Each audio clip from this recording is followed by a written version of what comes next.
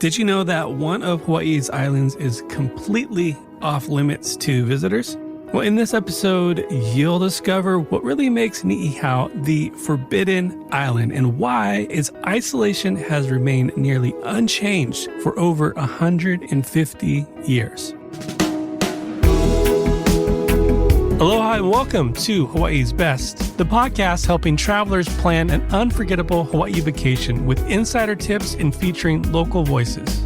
I'm Bryan Murphy, a husband, dad of three, and certified Hawaii destination expert. Each week, I share local insights, travel tips, and up-to-date news, sometimes with guests across Hawaii and sometimes solo, all to help you plan your next trip to Hawaii. Welcome to episode 176 of Hawaii's Best, your guide to the best of Hawaii.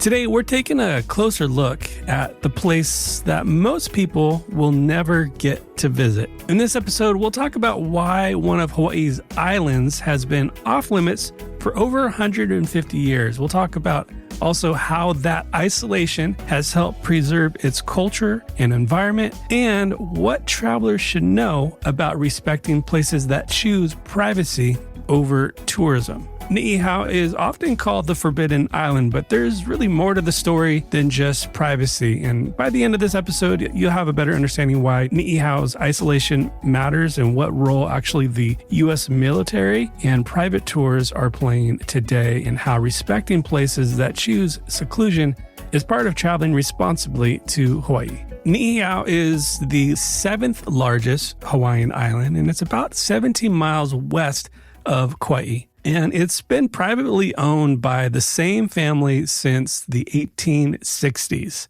It's also the only inhabited island in the chain that doesn't allow the general public to visit. There are no resorts, paved roads, and no tourism industry. Really only a small group of people live on the island, and that's about 80 to 100 full-time residents based on the most recent estimates from the census in 2020. Most of them are native Hawaiian, and Hawaiian is the main language spoken on the island. The main settlement is a village called Pu'uwai. It's the only inhabited area on the island. There's no electricity grid, no internet, and most of the homes are powered by solar panels or generators. Water is actually collected from rainfall, so there's no car traffic. Residents get around by foot, horse, or bicycle. Honestly, it sounds like a dream to live on in today's age of everything that we deal with. And because of that, life on Niʻihau is simple. It's simple by design. The Robinson family, who own the island, have tried to keep modern influences off the island as much as possible. And their stated goal has always been cultural preservation, specifically to protect the Hawaiian way of life, the Hawaiian language, and traditional values.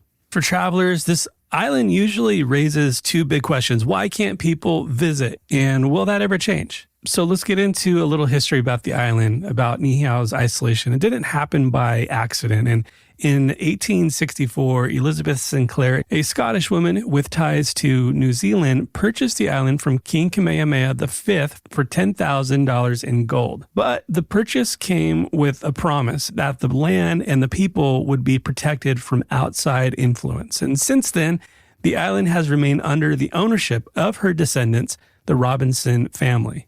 And really, that decision back then and the promise tied to it is what has shaped Niʻihau's unique status today.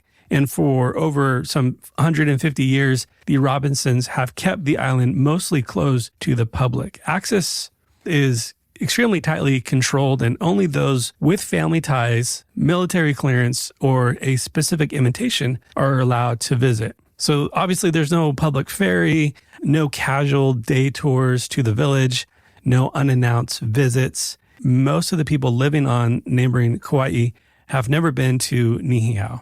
But there are a few exceptions. For example, the U.S. Navy maintains a small installation on the island and has long-term access there.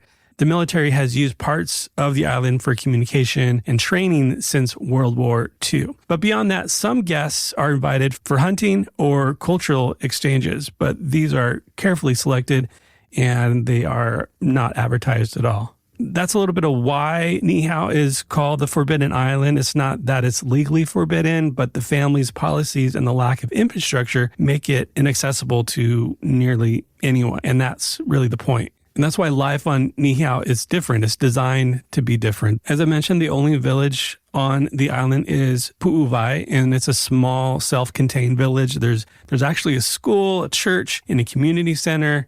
And actually, shell lei making is one of the few commercial activities on the island. These leis, made from tiny shells collected along Niʻihau shores, are prized for their craftsmanship and cultural significance. I would definitely recommend looking up a Niʻihau shell lei. They're beautiful. They're sold to collectors and could be worth thousands of dollars depending on the quality and design. Also, from a conservation standpoint, Niʻihau is a sanctuary. The island has become a safe habitat for endangered Hawaiian muck seals, native wetland birds, and rare coastal plants.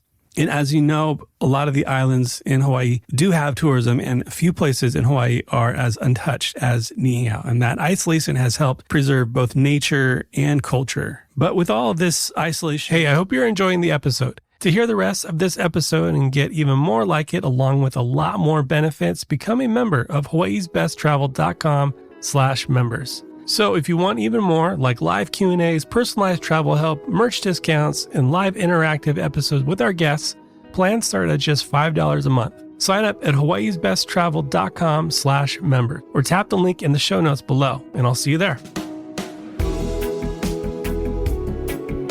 Mahalo for listening to this episode of Hawaii's Best. To stay up to date on future episodes, hit follow on your podcast app.